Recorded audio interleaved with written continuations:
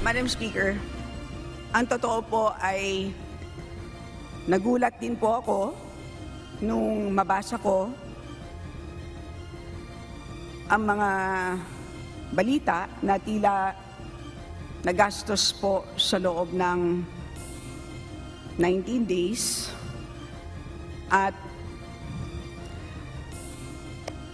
tinanong ko po ang COA at tinignan ko po ang mga iba't ibang mga reports. Pero hindi po ito nagastos sa loob ng 19 days kung hindi 11 days po. Inihayag sa plenary debates ng Kamara para sa 2024 proposed budget ng Commission on Audit o COA na ginastos sa loob ng 11 araw ang 125 million pesos na halaga ng confidential funds ng tanggapan ni Vice President Sara Duterte noong 2022. Taliwas ito sa unang iniulat na sa loob ng 19 na araw ginamit ang pondo. Tumutukoy ang confidential funds sa pondong ginagamit para sa pagsubaybay ng civilian government agencies upang suportahan ang mandato o operasyon ng mga ito. Iba ito sa intelligence funds na ginagamit naman sa pangangalap ng intelligence information ng uniformed at military personnel at intelligence practitioner na may direktang epekto sa national security. Ang revelasyon, ginawa ng COA budget sponsor at House Committee on Appropriations Senior Vice Chairperson Marikina City 2nd District Representative Stella Kimbo nang usisain ni Gabriela Partless Representative Arlene Brosas kaugnay ng issue. Bagay na ikinagulat din ng kapwa mambabatas. Ayon kay Representative Kimbo, naisumite ng Office of the Vice President o OVP ang liquidation report sa COA kaugnay ng paggamit ng pondo noong January 17, 2023. Sa kasalukuyan din, ongoing ang audit at naglabas na rin ang COA ng Audit Observation Memorandum o AOM, ang preliminary observations para sa tanggapan ni VP Duterte noong September 18, 2023. Mula sa petsang ito, may 15 araw naman ang OVP upang sagutin ang initial findings ng COA. Humingi rin ng kopya ng ulat ang Makabayan Block Lawmaker, subalit humiling ang COA na makumpleto muna ang proseso ng audit. Madam Speaker, hindi maibibigay ang AOM. Na-issue na po ang AOM, Madam Speaker, September 18. Madam Speaker, can we have a copy of the AOM?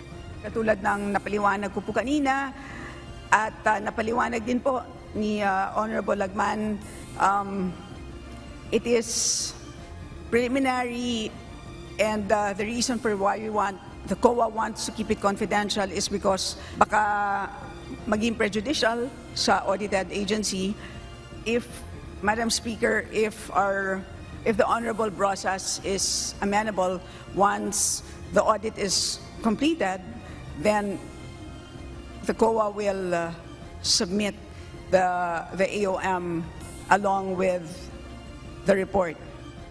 Gayunman, pumayag naman ang chairperson ng House Committee on Appropriations na maisumite sa House Speaker ang Audit Observation Memorandum kung ipipilit ng Makabayan Block Lawmaker. Question din ni House Deputy Minority Leader at ACT Teachers Party List Representative Franz Castro kung bakit kamakailan lamang nakapag-audit ang COA sa 125 million pesos na confidential funds ng OVP. Tugon ng budget sponsor, ito ay dahil sa kulangan ng tauhan ng Intelligence and Confidential Funds Audit Office, ang COA unit na nakatalaga sa pag-audit ng confidential at intelligence funds o CIFs. Sa kasalukuyan, siyam lamang ang kawani nito na may ino-audit na mahigit 1,700 na mga ahensyang nagsusumite ng quarterly reports. So tinatambakan po sila ng sealed envelopes. Yan po ang katotohanan. At dahil na nga lang po na naging sumabog po ang katotohanan, sumabog ang issue na to nung budget hearing, ay saka lang talaga tinutukan talaga ng maigi ang issue na to. But yan ang katotohanan. Sa November 15, 2023, matatapos ng COA ang final audit nito sa CIFs ng lahat ng ahensya noong 2022. Samantala, isinusulong naman ni Representative Kimbo ang pagbuo ng isang House Special Oversight Committee upang matiyak ang transparency sa paggamit ng confidential and intelligence funds. Magkakaroon ito ng access sa ulat na isinusumite sa ilalim ng COA-DBM Joint Memorandum Circular 2015-01. Bubuin ito ng 3 miyembro ng Majority Bloc at 1 miyembro ng Minority Bloc. Layunin itong matiyak na wasto ang paggamit ng CIFs. Naniniwala ako na ang kaban ng bayan ay dapat ginagastos para sa kaunlaran ng bayan. With this Special Oversight Committee in place, COA can be assured of a partner in its bid for transparency in the use of confidential and intelligence funds. Lusot na sa plenaryo ng Kamara ang 2024 budget proposal na Commission on Audit, gayon din ng Civil Service Commission. Wala pang inilalabas na pahayag ang OVP sa isyong ito.